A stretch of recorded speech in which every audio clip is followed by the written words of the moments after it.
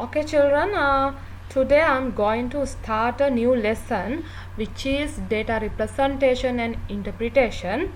Actually, this lesson is very important lesson. Normally, you will get 10 or more than 10 marks questions related to this topic. So, if you follow all these videos properly, it is very easy, and then you can get full marks in your exam. Okay, let's start this lesson. In this video I'm going to discuss about the limits and the boundaries of a class interval. Let us discuss about the group frequency distribution before starting this limits and boundaries part. So what do you mean by group frequency distribution? In grade 10 we discuss about this part, group frequency distribution. Have you seen there are we can compute some tables, and we can see some class intervals in those tables. Such kind of frequency distributions are called as group frequency distribution. Can you remember we discussed about this part in grade 9 and grade 10 also. So an arrangement, class intervals and corresponding frequencies in a table is called as a group frequency distribution. Now I'm going to remind you, and I'm going to revise this lesson briefly. In this part I'm going to teach you how to make a group frequency distribution. First thing is we have to revise about this part. First thing is range. What do you mean by range? Can you remember how can we find the range?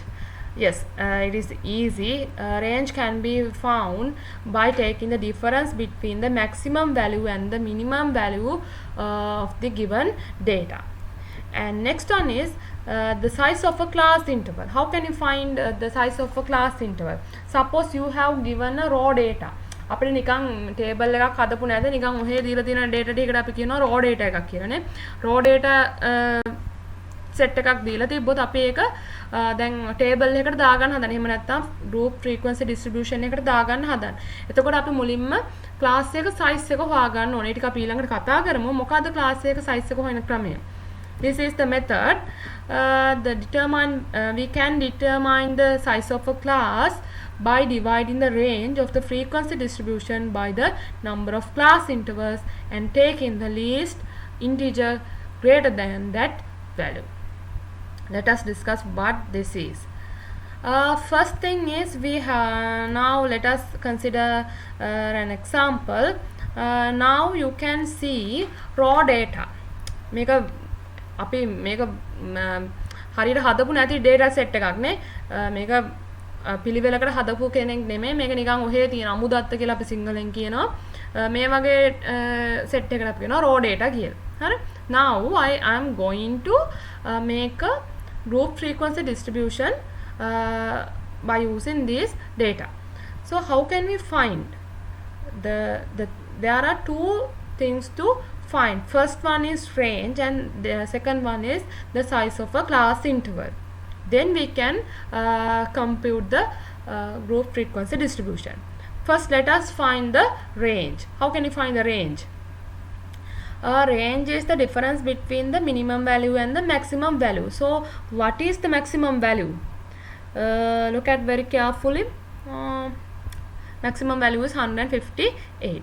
So what is the minimum one? Minimum one is 130. Now we can find the range by taking the difference between 158 and the 130. 158 minus 130 is 28. Then now our target is to compute the group frequency distribution. To achieve that we have to find the range and the size of a class interval. Now we have found the range and then we have to find the size of a class interval. How can we find? Now I have given you the method, but in here we have to divide the range of the frequency distribution by the number of class intervals. New thing, number of class intervals ගන්න මේ ඔයගලන්ට ලොකුවට කියලා දෙන්න දෙයක් නැහැ. ඔයගොල්ලෝ දන්නවා class interval එක කියන්නේ දැන් හිත suppose 130 to 135, then 135 to 140. අන්න ඒ වගේ class intervals කීයක් තියෙනවද? In here since we are finding the size of a class interval, now we have to assume the number of class intervals. Now I assume that there are 6 class intervals. මම හිතනවා මුලින්ම 6 අපි class intervals 6ක් ගන්නවා කියලා. ඒ කියන්නේ පල්ලෙහාට rows 6කට මම ලියන්න හදන්නේ. මේ ටික කඩා ගන්න හදන්නේ groups 6කට. හරි, අන්න ඒවට තමයි අපි කියන්නේ class intervals කියලා. හරි. Then now we can find the size of a class. Size of a class can be found. We have to divide the range by the number of class intervals. Range is 28, number of class intervals is 6. 28 is divided by 6, then result will be accurately we can say 4.66, because this one is a recurring decimal, so I have round off. I have taken this into 2 decimal places. Approximately this one is equal to 4.66. So what is this result? මොකද්ද මේ අපිට ආවේ? Size of a class. class එක size එක දැන් මෙහෙම වෙන්න පුළුවන්ද? දැන් අපි දැකලා තියෙන්නේ 130, then 130 to 135, then 135 to 140 ඒ වගේ නේ. නැත්නම් 0 to 10, 10 to 20, 20 to 30 ඒ වගේ එන්නේ. දැන් මේ වගේ මෙහෙම gap එකක්. මේ size එක කියන්නේ මොකද? class interval එකට දාන්න පුළුවන් elements එහෙම නැත්නම් numbers ගානනේ. ඒක අපි කතා කරමු ඊළඟට. ඉතින් මෙහෙම තියෙන්න බෑ නේ. එහෙනම් අපි මේක round off කරන්න ඕන. But in here we don't use the normal rounding off method. අපි සාමාන්‍ය round off කරන method එක නෙමෙයි යන්නේ. In here you have to take the least integer greater than that value. What is the least integer? And you have to take the least integer and it should be greater than this value. 4.66 ට වඩා වැඩි integer එක කවුද? හැබැයි අඩු එක්කෙනා වෙන්නත් ඕන. ඉතින් 4.66ට වඩා වැඩි ඊළඟට හම්බෙන්නේ කවුද? 5. Then the size of a class is equal to 5. Now let us compute the 2 different group frequency distribution from given data. Now in here I will show you 2 different tables. First thing is, can you remember the data set? This is our raw data set. We can see this data set is starting from 130. So I use 130 as our starting point, 130, and we know the size of a class interval is equal to 5. Then now let us count. අපි දින ගණන් කරලා බලමු 130 වලින් නම් මෙතන මොකද්ද මේ වෙලා තියෙන්නේ කියලා. In here can you see this first class interval is ends with 135 and the next class interval is starting with 135. Now there's a problem. Why in here we can see 135. ඉතින් අපි දැන් මේ 135 කොහෙටද දාන්නේ? අන්න ඒ වගේ ප්‍රශ්න එනවා මෙතන. අපි ඒක තමයි මෙතන කතා කරන්න හදන්නේ. හරි? අපි බලමු අපි මුලින්ම size එක check කරමු. 130. අපි ගණන් කරමු 130. 131. Then 132. 133 and 134. If we take 135, then the size will be 6. එහෙම නේද ළමයි? 130 ඉඳන් දැන් යන්න ඕනේ. මොකද මෙතන 130 ඉඳන් ඉලක්කම් ටික පටන් ගන්නවා. 130, 31, 32, 30 ගණන් කරනකොට 130, 31, 32, 33, 34ට තමයි පහ එන්නේ නේ. 35ත් ගත්තොත් size එක 6 වෙනවා. දැන් ඕගොල්ලන්ට තේරෙනවද size එක කියන්නේ මොකක්ද කියලා? Size is the maximum value, maximum number of numbers නේ. ඒ කියන්නේ මේක ඇතුළට දාන්න පුළුවන් වැඩිම සංඛ්‍යා ගාන. දැන් මෙතන දාන්න පුළුවන් වැඩිම සංඛ්‍යා ගාන 5යි. දැන් මෙතන අපි 135 ගත්තොත් සංඛ්‍යා 6ක් එනවා. ඒක තේරෙනවද ඔයගලන්ට? 130 ඉඳන් ගණන් කරන්න. මොකද 130 මෙතන තියෙනවනේ. එහෙනම් 130 ඉඳන් 135 ගන්න බෑ. අනිත් ප්‍රශ්නේ තමයි ළමයි මෙතනත් 135 තියෙනවා. මෙතනත් 135 තියෙනවා. එතකොට දැන් මෙතන අපි මෙහෙටද දාන්න ඕන මෙහෙටද කියලා ප්‍රශ්නයක් එනවා. ඔන්න ඔය කේස් එකක් ආවොත් අපි සාමාන්‍යයෙන් කරන්නේ normally we assume that the මේවට අපි කියන limits කියලා. This one is lower limit and this one is upper limit. හරි? එතකොට මේ අපි මේ වගේ කේස් එකකට අපි generally we use this upper limit is not belong to this class interval. ඉතින් අපි upper limit එක මේ class interval එකට එන්නේ නැහැ කියලා තමයි assume කරන්නේ. එතකොට එහෙනම් මොනවද එන්නේ? 130, 131, 32, 33 and 34. Again this one 135, 6, 7, 8 and 9. Then 140, 141, 42, 43 and 44. Then 145 belongs to this one. එක තේරෙනවද ඔයගලන්ට දැන් 135 ගත්තේ නැහැ. එහෙනම් අපි මොකද කරන්නේ? All the upper limits are not belongs to the given class intervals, and lower limits are equal to the class interval. And this is the second type. Sometimes එහෙම නැත්නම් අපිට මෙහෙම කරන්න පුළුවන්. 100 starting from 130 and I am ending with 134. 130න් පටන් ගන්න 134න් ඉවර වුණා. ඊළඟ එක පටන් ගන්න 135න්. එතකොට බලන්න මොකද වෙලා දෙන්නේ කියලා. 130. දැන් අපි බලමු අපේ size එක වෙනස් වුණාද කියලා. 130, 31, 132, 134. Sorry, 133 and 134. ආයෙත් කරන්න 130, 31, 32, 33, 34 නේ. එතන පහක් එනවා නේද? මේක බලන්න 135, 36, 37, 38 and 39. Again the third class interval is beginning with 140, then 140, 41, 42, 43 and 44. Now you can see the class size of these class intervals are same as 5. This one මේකේ වගේම තමයි මේකෙත් වෙලා තියෙන්නේ නේ. මේකෙත් class එක size එක 5යි, මේකෙත් class එක size එක 5යි. නමුත් මම end කරන විදිය වෙනස් කරලා තියෙනවා. මේ group frequency distributions ගැන ඔයගොල්ලෝ ඔළුවේ තියාගන්න ඕනේ. හරි. මේක මම කියලා දුන්නේ ළමයි අපිට සාමාන්‍යයෙන් මේම table එකක් ගහන්න එනවා අඩුයි. හරි. සමහර විට සහ අපේ පාඩමේ පළවෙනි කොටස අපි histogram එකක් අඳින්න පුරුදු වෙන්න ඕන. එතෙන්දී අපිට මෙන්න මේ type එක ආවොත් අපිට histogram එක අඳින්න බැරි වෙනවා. හරි. ඊළඟ වීඩියෝ එකේදී මම කතා කරන histogram එක කියන්නේ මොකක්ද කියලා. ඒකට අවශ්‍ය වෙන නිසා තමයි මම මේක කියලා දෙන්නේ. මේක තිබ්බොත් ගැටලුවක් නැහැ. හරි. මේ දැන් මෙතන can you see the upper limit of a previous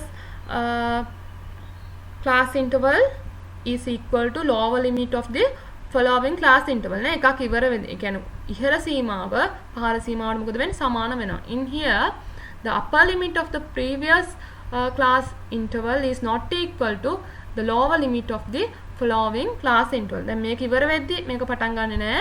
So there's a problem. Can you see මේක තමයි මම දාලා දෙන්නේ. In the first distribution there are no gaps between the class intervals. Can you see it is end up with 135 and start with 135. There are no any gap between two class interval. But in the second frequency distribution there are gaps between the class intervals because first class interval is ending with 134 and the second class interval is starting with 135. Then there's a gap. Then we can change them as follows. Now let us discuss how to equal these class limits. හරි අපි ළඟට කතා කරමු class මෙන්න මේවා equal කරගන්නේ කොහොමද කියලා. මොකද ඒක අපිට histogram එකදී අනිවාර්යයෙන්ම ඕනේ වෙනවා. Now we are going to make the class intervals with boundaries. Boundaries කියන්නේ ළමයි එකක් ඉවර වෙන තැනින් ඊළඟ එක්කෙනා පටන් ගන්නවා නම් අන්න ඒ වගේ data set එකකට තමයි අපි කියන්නේ class boundaries කියලා. Now this is our group frequency distribution. In here we can see there are gap. There is a gap 134 and this one starting from 135. This type of class intervals is called as class intervals with limits. මෙහෙම එකක් ඉවර වෙන තැනකින් නෙමෙයි වෙන එක තැනකින් පටන් ගන්න නම් අපි ඒවට කියනවා limits කියලා. දැන් අපි හදන්නේ boundaries. ඒ කියන්නේ ඉවර වෙන කෙනාගෙන්ම අලුත් කෙනාව පටන් ගන්න හදන්න. Now can you see 100? Now we have to identify the gap between these gap between two adjacent class intervals. Gap එක කොච්චරද කියලා හොයමු. This one is ending with 134 and this one starting with 135. What is the gap? 1, no? Let us consider another one, 149 and this one starting from 150. Then again there's a gap of 1. Now the method is of changing the limit. First we have to take the difference between the lower limit of the following class and the upper limit of the previous class. And here I took this pair, 135 minus 134 is 1.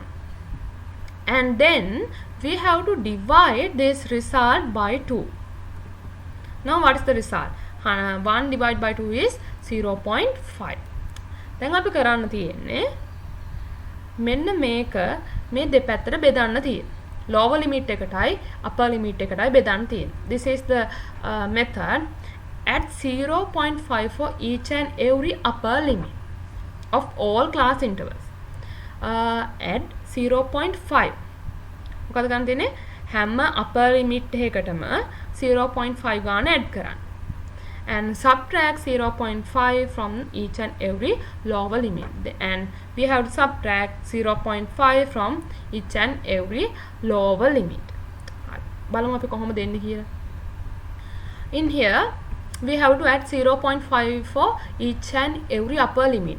This is upper limit කියන්නේ වැඩි limit එක. 134. Now we have to add 0.5. 134 plus 0.5 is 134.5. Then 139 plus 0.5 is 139.5.